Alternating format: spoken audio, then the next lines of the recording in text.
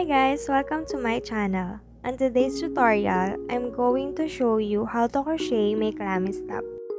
First, you will need a 6-ply comb cotton or any size 2 sports weight yarn, 3.5mm hook, darning needle, tape measure, and stitch marker. Now grab your yarn and make a slip knot. Then chain 44 for extra small to small size. Kung mas malaking size naman yung gusto mong gawin, add more stitches. By the way, this pattern requires a foundation chain divisible by 6 plus 2. So, add 6 more stitches if you want a bigger size. For first row, single crochet into the second chain from your hook.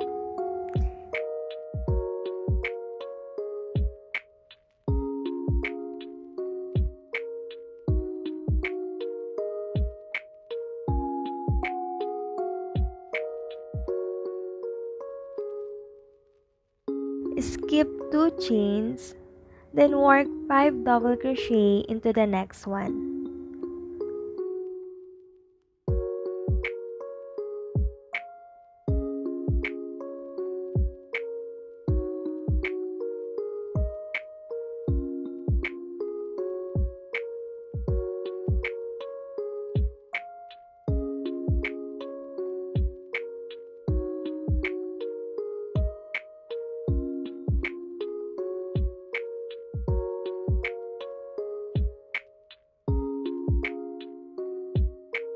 Skip 2 chains, then work single crochet into the next one. Now your first shell is formed. Let me show you again the pattern.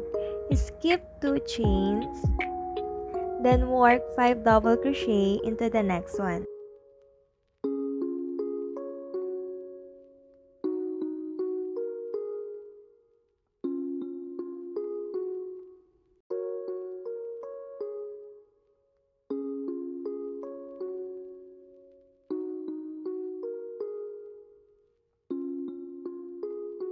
Skip 2 chains again and work single crochet into the next one.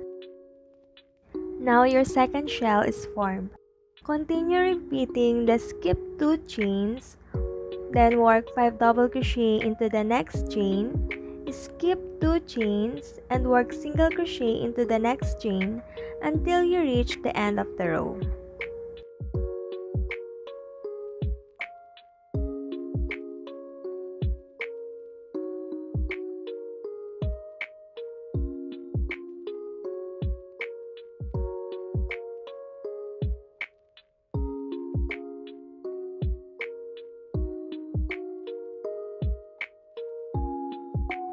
I'm now done on my first row.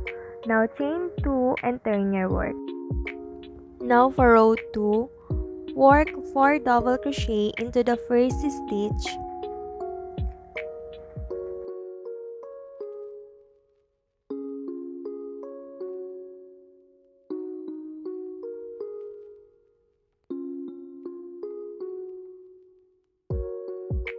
Next, work single crochet in the center double crochet of the first shell from the previous row.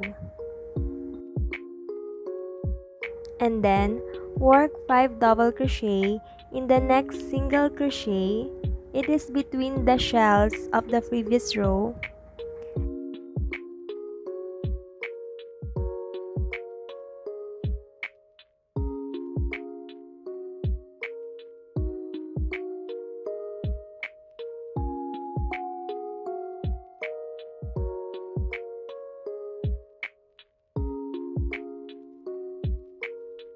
In this row, the shells we are working will be positioned in between the shells from the previous row. Now work single crochet in the center double crochet of the previous shell. Repeat this pattern until you reach the end of the row.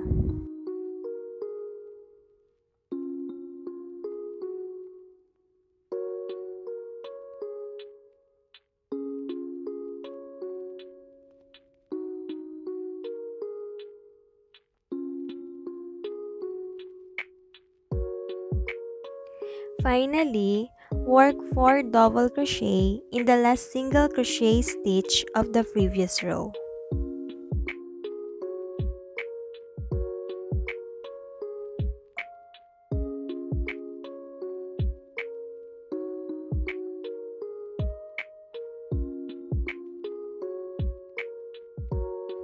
Chain 2 and turn your work.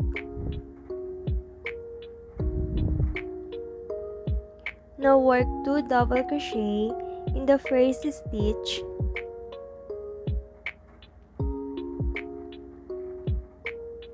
and single crochet into the next stitch.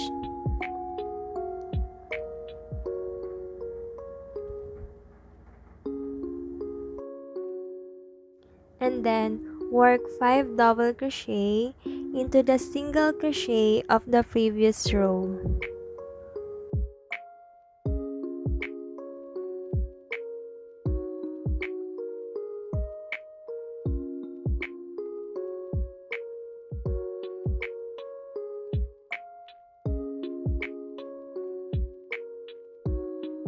Then work single crochet in the center double crochet of the shells from the previous row, and then 5 double crochet into the single crochet of the previous row.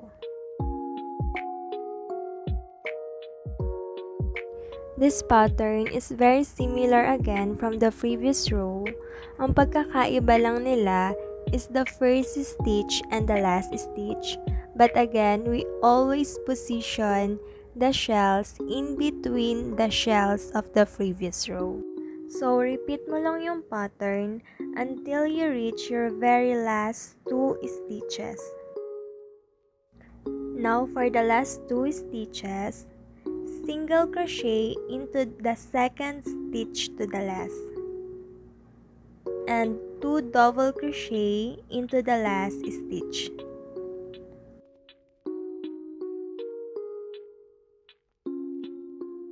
Chain 1 and turn your work. Now for the 4th row, work single crochet into the first stitch. Then 5 double crochet into the single crochet of the previous row.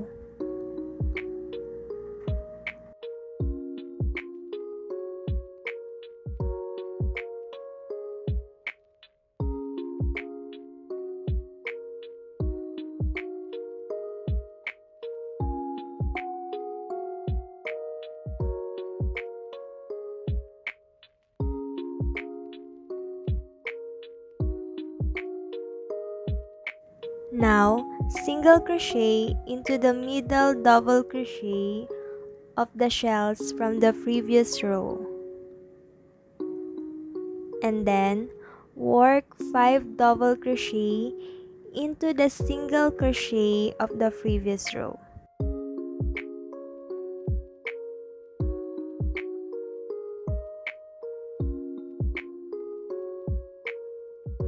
Again, this pattern is very similar from the previous rows na ginawa natin. We position the shell stitch in between the shells of the previous row. Yung pagkakaiba lang nila bawat row is the first and the last stitches. So, continue mo lang yung pattern ng 5 double crochet into the single crochet of the previous row, then work single crochet into the middle double crochet of the shells from the previous row until you reach the end of the row.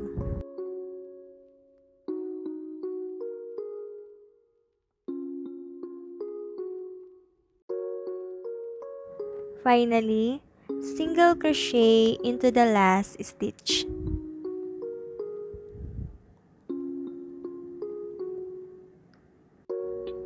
Chain 2 and turn your work. Repeat the pattern of row 2 to row 4 until it reach your underbust. So remember that in this pattern, we just position the shells in between the shells of the previous row. Ang pagkakaiba lang ng bawat row ay yung first stitch and yung last stitches nila.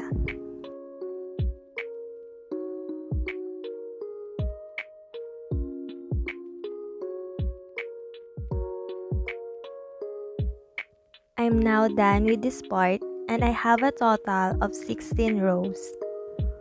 And it measures 6 inches from my upper bust to my under bust.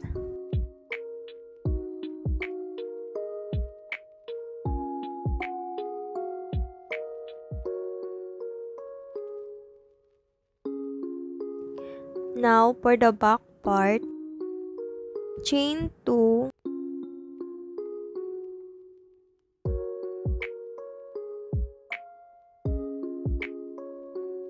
and work 8 double crochet into the edge of your top. So yung back details ng top na to is ribbon and I want the ribbon a little bit wider.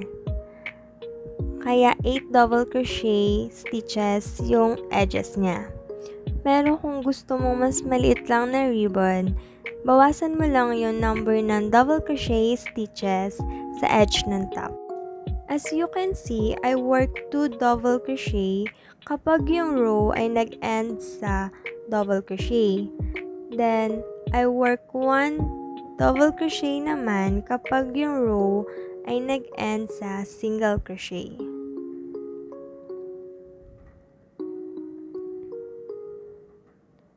Now I have 1, 2, 3, 4, 5, 6. 2 more double crochet stitches.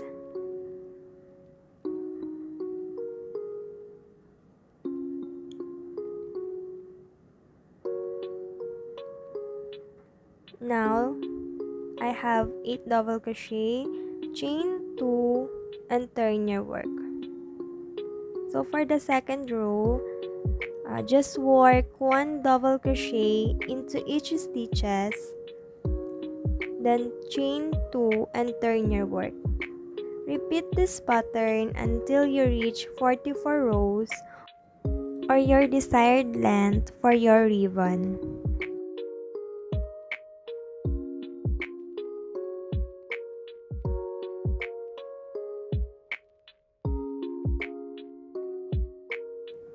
Now I'm done with my ribbon. So it has a total of 44 rows. And ginawan ko na rin yung kabilang side. Meron din tong total ng 44 rows. Now, we're gonna make the ruffles. Fold mo lang yung top. Then make sure na equal yung magkabilang side. Then, bago natin sukatin yung underbust, stretch muna natin yung top para mas maganda yung fitting pag suot na.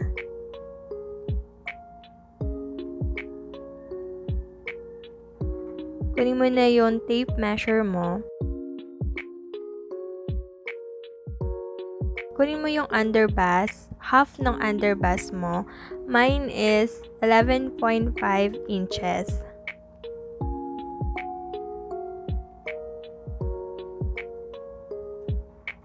And it is in the 4th row of the back part.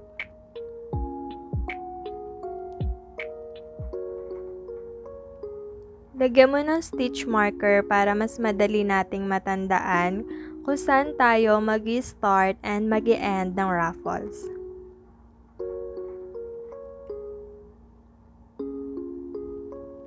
Ganon din sa kabilang side. Kung pang 4th row yung nauna, pang 4th row din dapat yung kabilang side.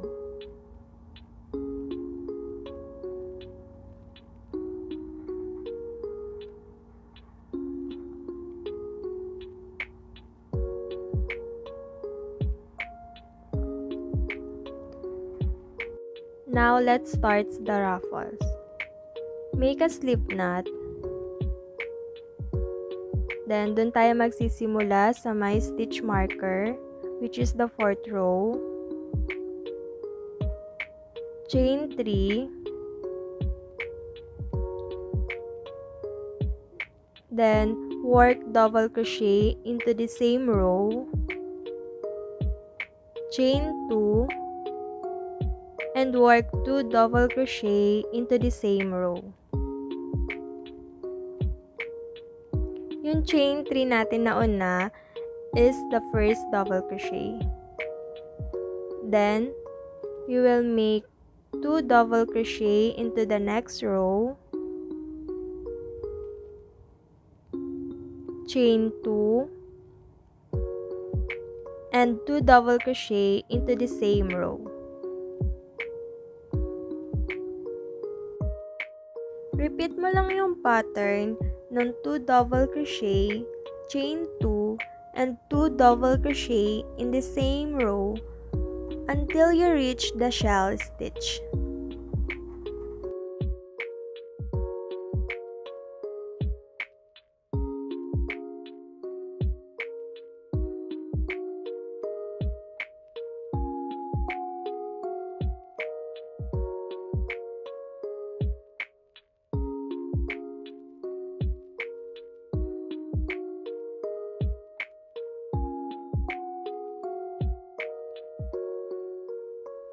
Now, when you reach the shell, work 2 DC, chain 2, and 2 DC into the first stitch.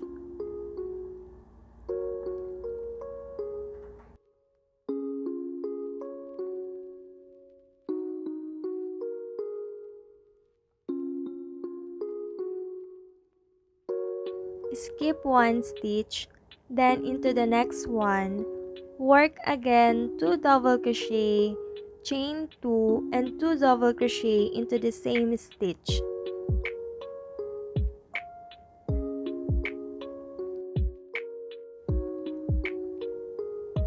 Repeat the pattern of skip 1 stitch, then work 2 DC, chain 2, and 2 DC into the next one until you reach the last stitch. Then when you reach the row, work 2 DC, chain 2, and 2 DC into each of the rows. Now chain 1 and turn your work.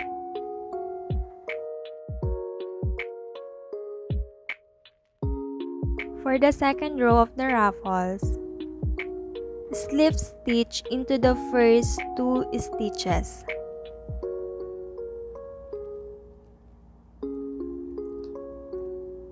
Then slip stitch into the chain space,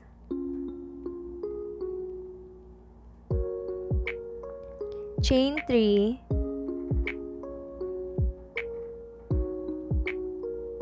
and work double crochet into the same chain space,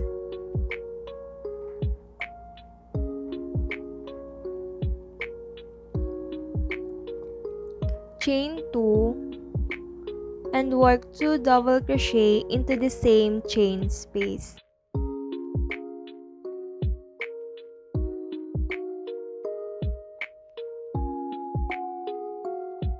And now into the second chain space, work 2 double crochet,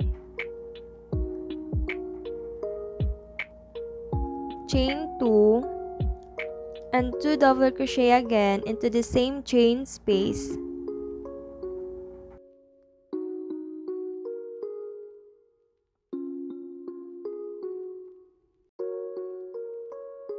Repeat this pattern until you reach the last chain space.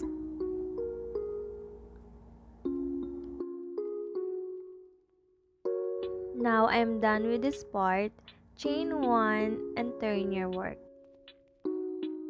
Now repeat the pattern until you reach the 8th row or your desired length for your top.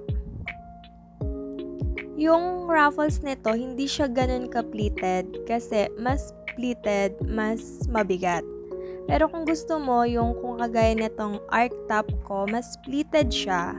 Ang gagawin mo is, pagdating mo ng 4th row, mag-i-increase ka ng number of stitches. Instead of 2 double crochet, chain 2, 2 double crochet, gawin mo siyang 3 double crochet, chain 2, and 3 double crochet. Then, continuous mo lang yon hanggang ma-reach mo yung desired length or yung 8 rows para ma-achieve mo yung ganito kahaba. Now, for the last part of the ruffles, work 6 double crochet into the chain space .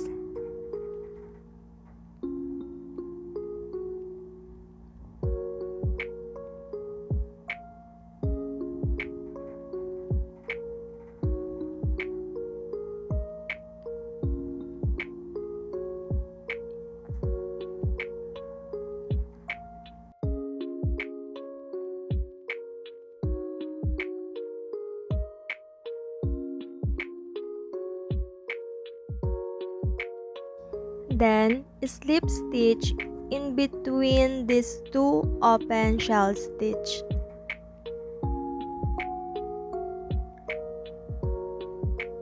Now we have our full shell stitch. Again, work 6 double crochet into the chain space .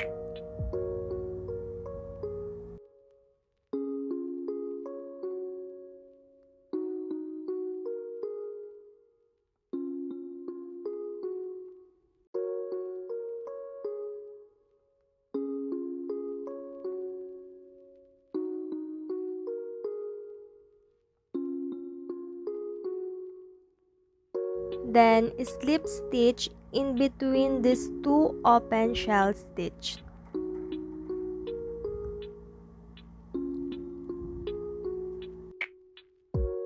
Repeat this pattern until you reach the last chain space. Now, to close this part, slip stitch into the last stitch.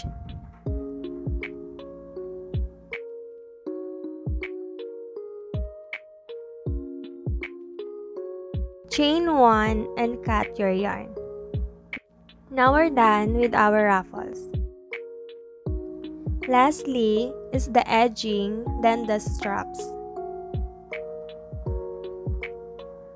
So, dito ako mag-start sa part kung saan nag-double crochet tayo or kung saan natin sinimulan yung paggawa ng ribbon or ng back part. Now, grab again your yarn and make a slip knot.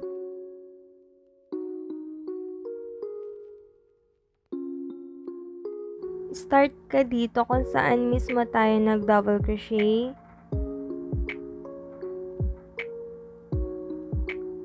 Chain 1.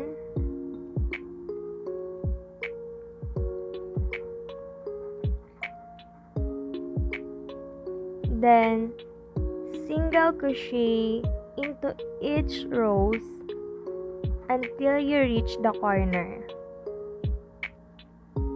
Kagaya kanina, if your rows ends with double crochet, make 2 single crochet. Then if the rows end with single crochet, make 1 single crochet. Repeat it until you reach the corner of the stop. Then magpo-proceed na tayo sa straps. Now we're done with the first side. For the strap, chain 50.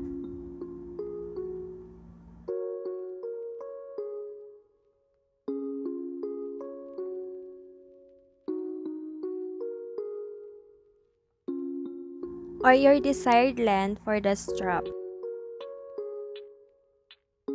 Now, let's connect the chains into the back part. Dito natin i-connect yung chain kung saan tayo nag-start ng single crochet kanina para sa edging.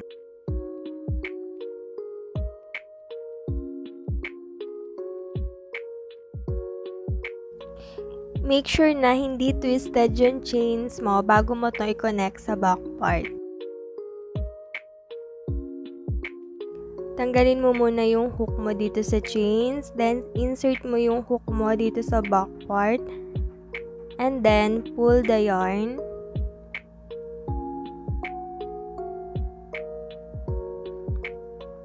Chain 1. And now the strap or the chains is secured. Now for the strap, work single crochet into each of the chains until you reach the very last chains.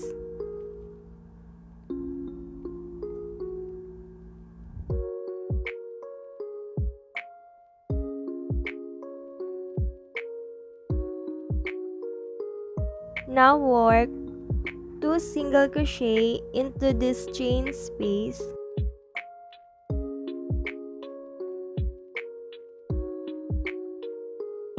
Then 1 single crochet into the next chain. Again, 2 single crochet into the chain space. And 1 single crochet into the next chain. Now repeat the pattern until you reach the second stitch to the last. Now chain 50 again for the straps are the same to the number of chains from the first strap that we made.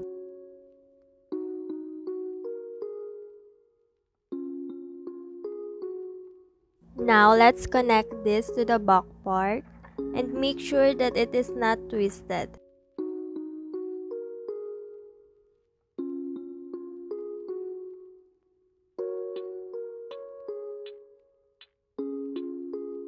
Dito tayo mag-start kung saan tayo nag-double crochet para sa ribbon part.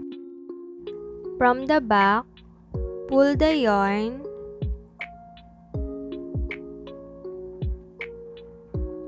then chain 1, and work single crochet into each of the chains until you reach your very last chain.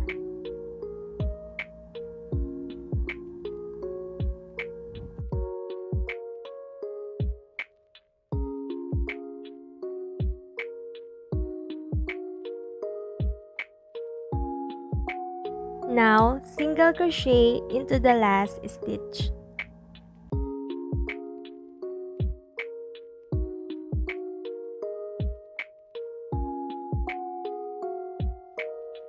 Now, single crochet into the edge until you reach this part.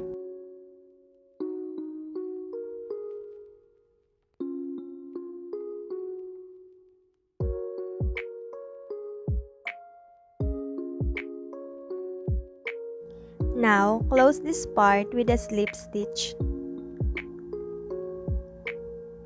Chain 1 and cut your yarn.